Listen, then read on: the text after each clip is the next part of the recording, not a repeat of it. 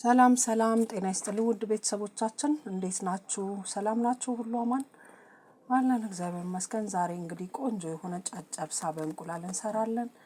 አሁን እንግዲህ ሊጡን ነፍቼ አዘጋጅቼ እንደዚህ አቦካዋለሁ ማለት ነው። ውድ ቤተሰቦቻችን ትንሽ ጨው ጨመርኩ የሚበቃውን ያህል ማለት ነው። አሁን ውሃ ጨምሬ እንግዲህ እንደዚህ እሽት አድርጌ በደንብ አድርጌ አቦካዋለሁ። ምንም አይነት ቂጣ ስለሆነ ምንም አይነት እርሾ ምናምን አያስፈልገውም። ጨውና ውሃ ብቻ ማለት ነው። ከዛ እንደዚህ ሽት አድርገን እናቦካዋለን ማለት ነው። እኔ ያው ብዙ ላላ አላረገውም። ድርቅ ያለ ቂጣም ብዙም አልወድም። ግን ለስለስ ያለ ቂጣ እና ጥፍጥ ያለ እንዲሆን ብቻ ነው የምፈልገው። አሁን እንግዲህ እንደዚህ አብኩቼ መጨረሻ ላይ ጨርሻለሁ። ያው ቪዲዮ እንዳይበዛባችሁ በሚል ነው አሳያችኋለሁ። የመጨረሻውን ወፈር ያለ ነው ያቦካሁት።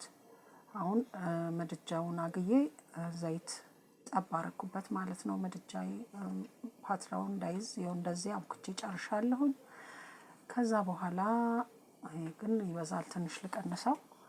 ያው እንደዚህ ከቀነስኩት በኋላ ያው ሳሳ ለማድረግ እሞክራለሁ ማለት ነው። በእርግጥ ይሄ ቂጣ ሁለት ቂጣ ሙሉ ቂጣ ሆኖ ሳሳ ያለ ከዚህ መሆን ይችል ነበረ። ላይክ ሰብስክራይብ እና የዶል ምልክቷን ታዲያ መጫን እንዳትረሱ።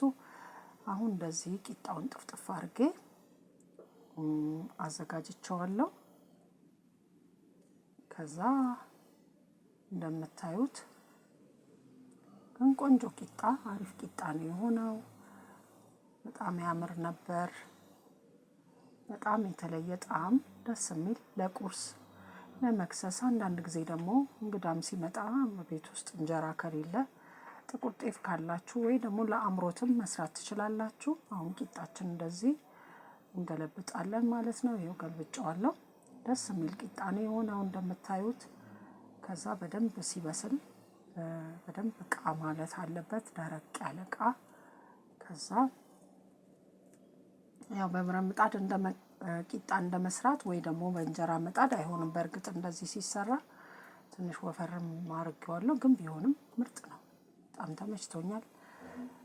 ምርጥ ነው በእውነት። ማንኛውም የትኛው ቦታ ለአምሮታችሁ መስራት ትችላላችሁ። ትንሽ እንደውም ያስቸገረኝ መፍጫዬ ነው ማለት ነው።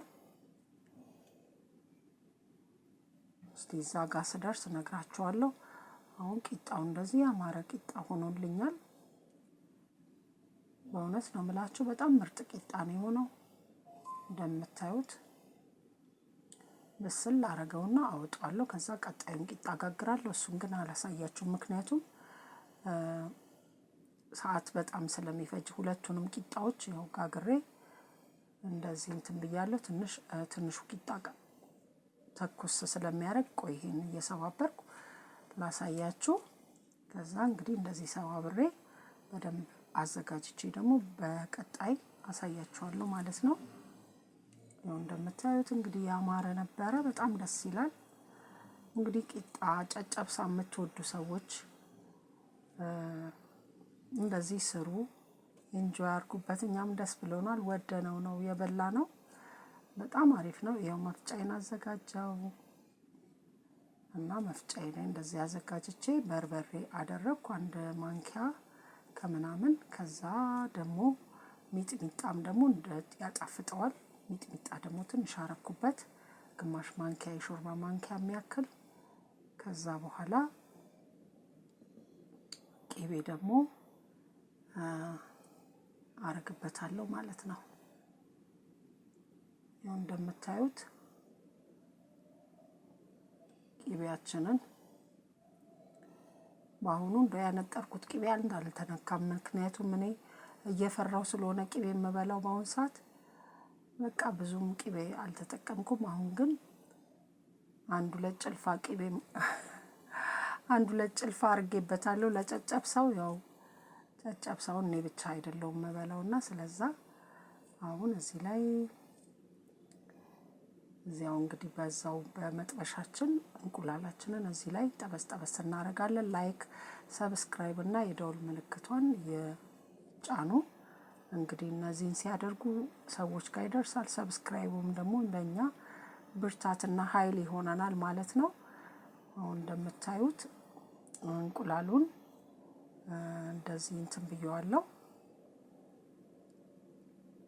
በጣም ጣፋጭ የሆነ ምግብ ነው። በእውነት ነው የምላችሁ። በጣም ልዩ ልነግራችሁ አልችልም።